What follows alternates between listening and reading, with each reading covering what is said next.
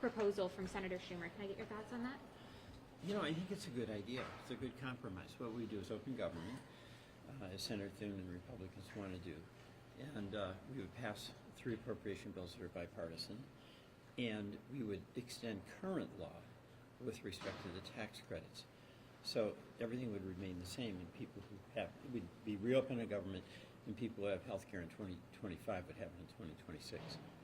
How do you feel this compromises with what with the Democrats' previous demands were on the ACA subsidies?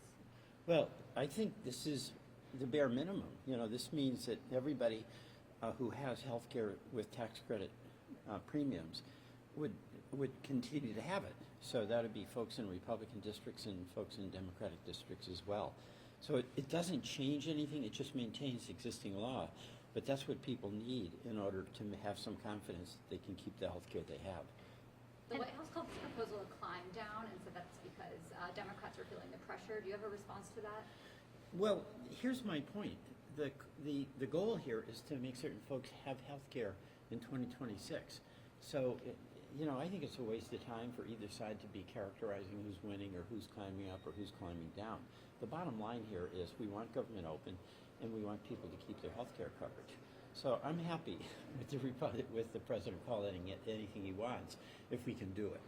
Do you know if your Republican colleagues, any of them are on board for this proposal? I don't, and I just saw one of my colleagues, and they're going to be having a meeting now. But I hope they do it because, you know, if the president wants to characterize it as a climb down, I don't care what he characterizes it, as long as we are able successfully to continue health care for folks next year.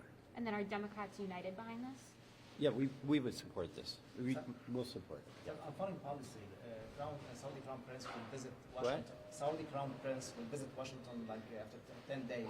How do you see the impact of the relation between Trump and Saudi Crown Prince on American citizens in terms of economy?